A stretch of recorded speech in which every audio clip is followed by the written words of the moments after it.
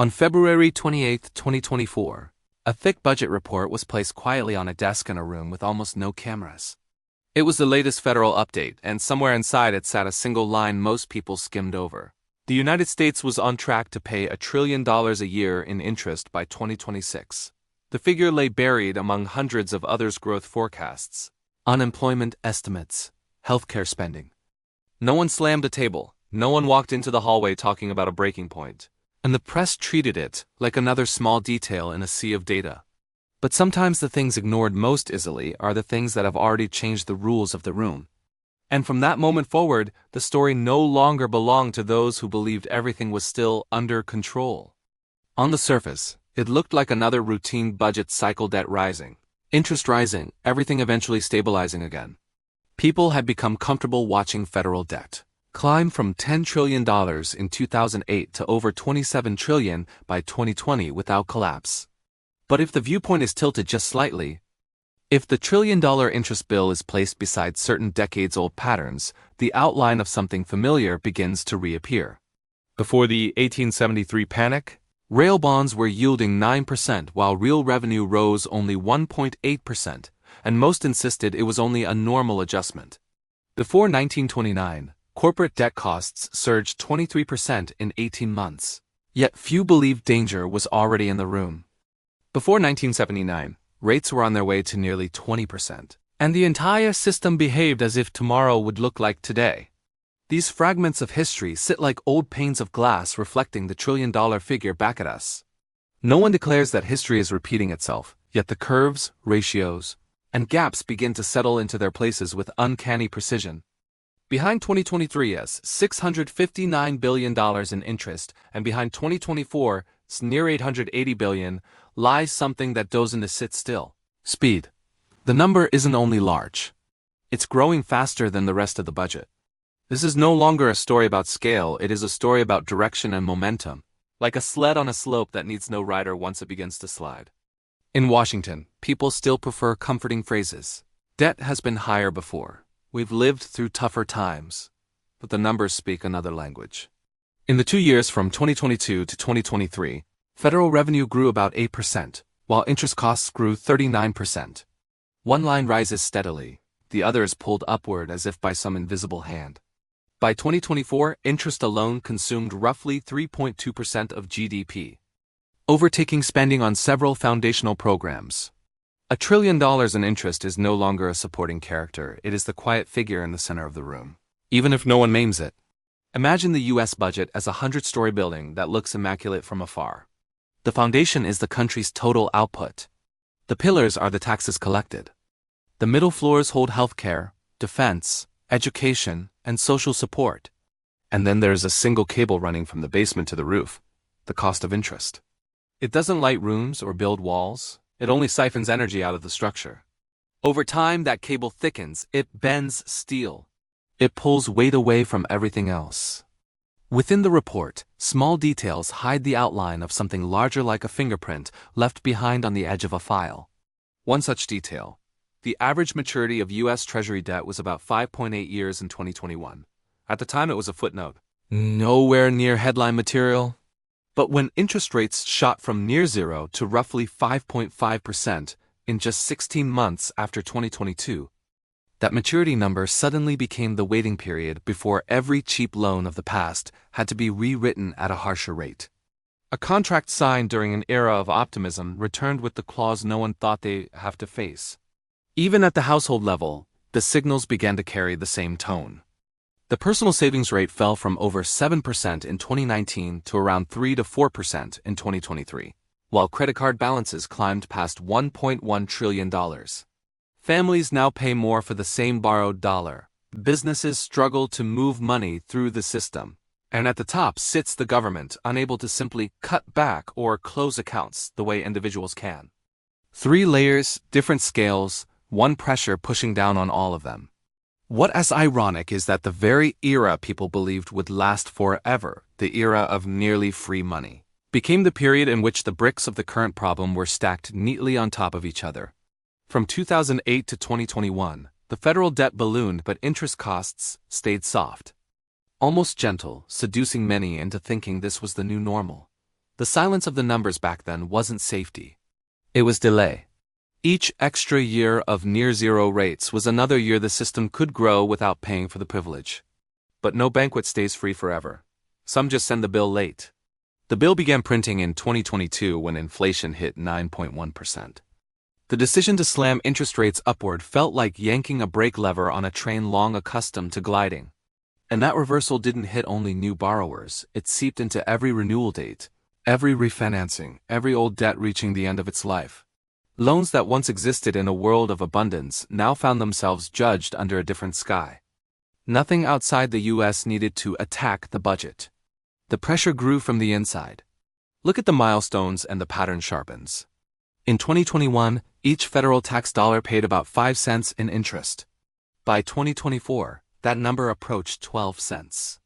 The change isn't shocking in a single year, but stretch that change across 5 or 10 years, and the foundation of national priorities begins to tilt. A dollar taken from healthcare, a dollar from infrastructure, a dollar from education, not because anyone chose to, but because the silent contract with creditors demanded it. Power sometimes operates in the form of a figure that appears nowhere on the ballot. Deep in the report, another small line carries a weight far larger than its font. Around 39% of all federal debt must be refinanced within 3 years. It doesn't sit on the cover page. No chart circles it in red. But it is the fine print at the bottom of the agreement. Nearly 4/10 of the entire mountain must be rewritten at today's far higher rates. When that happens, interest costs don't jump only once, they rise in layers, each new wave heavier than the last. A quiet moment. On the surface, America in 2024 still looks like a nation of full malls. Busy airports, roaring sports stadiums, shiny new startups. The rankings still show the world's largest economy. The markets still surge when the mood is right. But somewhere beneath the noise, the heartbeat of the federal financial system has changed tempo. Once interest overtakes the iconic programs that define generations, the question is no longer which line item gets trimmed. The question becomes who is truly in control of the budget. Every financial crisis in American history shares a strange similarity. There is always a moment when everything still looks normal. Before 1929, the bars were full and the newspapers warm with optimism. Before 1979, many believed inflation would drift away like all the old cycles. Looking back, the dramatic images get all the attention, but the warnings lived quietly and the numbers long beforehand. The only difference now is scale and speed. When interest costs approach $1 trillion a year, the federal budget crosses into a new state, one where the old assumptions no longer hold. To push the interest bill down again would require either shrinking the debt sharply, accepting a return to extremely low rates through the pain of renewed inflation or crisis, or cutting programs at levels almost no one is ready to defend publicly. And if nothing is done, the cycle of borrowing to pay interest, and paying interest to continue borrowing, tightens over time like a loop that slowly contracts. Some tragedies don't happen in a day, a week, or a month. They happen when 100 small decisions stack atop each other until there is no space left to move. $1 trillion interest bill does not collapse a building instantly, but it draws a crack from the rooftop to the foundation, widening with each passing year. People on the upper floors may still argue about decor, still plan projects, still celebrate small victories. But far beneath them, the quiet arithmetic of the system has already issued an answer, one that does not bend to will or hope or debate. As the months after that report passed, the quiet tension beneath the numbers began to move like a current you can't see but can feel through the floor. Nothing snapped, nothing collapsed. Yet every new data release had the same strange undertone, like the sound of a metal beam flexing somewhere inside a building that still looks perfect from the outside.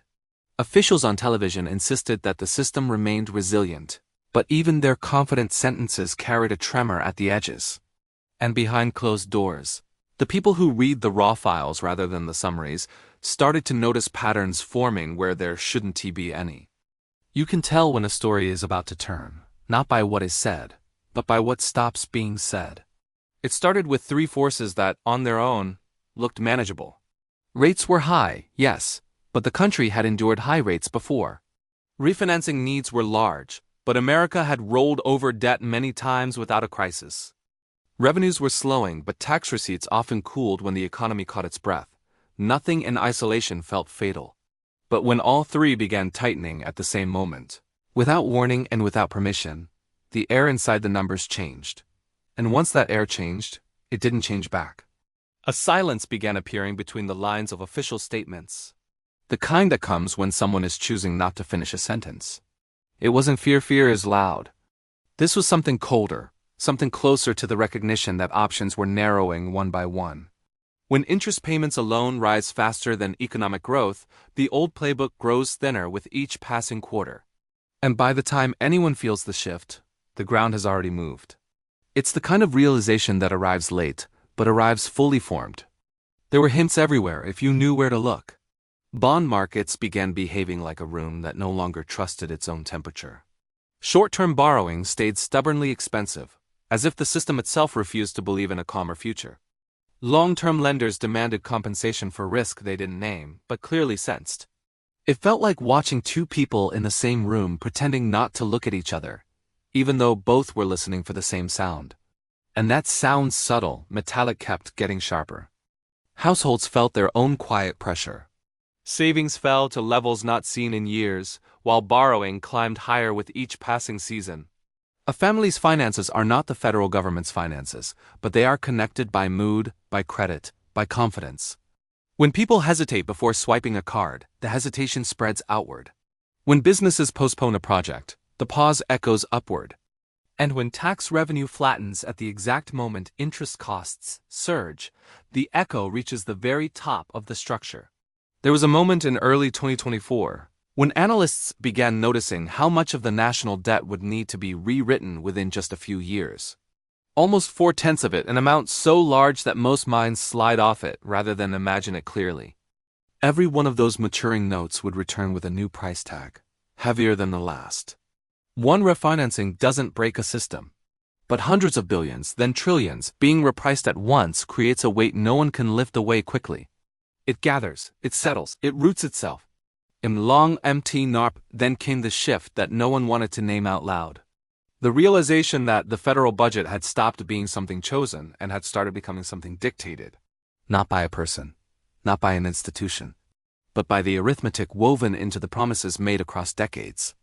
When the cost of those promises outruns the growth of the country that made them, control slides quietly out of human hands. It's not a crash. It's not an explosion. It's a drift into a place where the direction becomes fixed. In meetings, officials still spoke about options, though the word began to lose weight each time it was used. Cutting programs would take years and risk political upheaval. Raising taxes would face the same. And lowering rates would invite inflation back through a door that had barely been closed. None of these choices were impossible, but each carried a consequence larger than the last. And in the center of all of them, untouched and unmoved, sat the rising cost of interest, a presence that didn't negotiate. There were winners, of course, though they almost never appear in public during times like these. Some institutions collect more when interest costs rise. And they do so quietly, the way a tide lifts certain boats without announcing itself. Others hedge early, reading the signs not because they're brilliant, but because they've seen this rhythm before. Meanwhile, those without buffers, families, small businesses, cities begin to feel the slow tightening long before headlines change. Pressure doesn't fall evenly. It pools. On the fringes of the financial world, a few voices began to note the resemblance between the present moment and past periods when interest costs overtook the government's ability to react. They didn't speak in alarms. They spoke in metaphors, in half-finished questions, in sideways glances at charts that resembled old ones too closely. History doesn't repeat, but it casts shadows. And those shadows had started to fall across the numbers again, stretching longer each month. By mid-2024, a new truth was taking shape, one that no one wanted to articulate but everyone felt. The structure of the budget had tilted. Not enough to topple, not enough to alert the casual observer, but enough that the forces inside it no longer balanced cleanly. A system can absorb strain for years, even decades, without showing a crack. But when strain becomes direction, when the weight consistently shifts in the same direction quarter after quarter, the path forward starts to narrow into something resembling fate, a pause. When interest becomes the fastest growing part of the government's expenses, surpassing programs designed to protect, to heal, to educate. The question is no longer, will adjustments be needed? It becomes, who will face the adjustment first? Cuts don't begin at the top. They begin where resistance is weakest. And each cut deepens the imbalance, reinforcing the mechanism that caused it. Like a ship listing slightly to one side, the tilt becomes its new nature. The oddest part of this unfolding story is how normal everything still appears. Roads are paved, airports crowded, markets loud, advertisements bright. From a distance, nothing looks like a country drifting into a constrained future. But up close in quarterly reports and bond auctions, in the small shifts in federal priorities, you can feel the gravity changing. Something heavy is being lowered into place, millimeter by millimeter. And once it settles, lifting it again will take more than speeches. There is a moment in every hidden crisis when denial softens into quiet acceptance. Not because anyone admits the truth, but because they stop resisting its shape. That moment arrived when the projections showed interest devouring a larger share of the budget each year, with no reasonable path to reverse it without invoking pain on a scale no administration wants to bear. At that point, the future stops branching. It funnels. One more pause. The forces that created the trillion-dollar interest era, decades of borrowing, years of near-zero rates, a sudden spike in inflation, and a tightening cycle strong enough to choke old debts did not arrive randomly. They arranged themselves like gears slowly locking into a single direction. Once locked, they no longer respond to wishes or intentions. They turn, and everything built on top of them turns with them. As the country moves into the second half of the decade, the shape of that turn becomes clearer. More debt will mature at higher costs. More revenue will be consumed before any decision is made. More of the future will be claimed by obligations of the past. None of this announces itself with drama. It announces itself the way night arrives gradually. Then all at once, until you suddenly realize the sun is gone and you don't remember the exact moment the horizon changed color. And in that darkening, a single truth stands. The budget is not failing, it is transitioning. Transitioning from something steered to something steered by, from a system guided by human choice to a system guided by the mathematics beneath the choices. The direction has already been set. Whether anyone speaks it aloud or not, the numbers know it. The markets sense it. The future will absorb it. If you enjoy the kind of financial secrets that were never meant to be spoken out loud, hit subscribe. No one will know you did, except YouTube, and maybe the Treasury Department.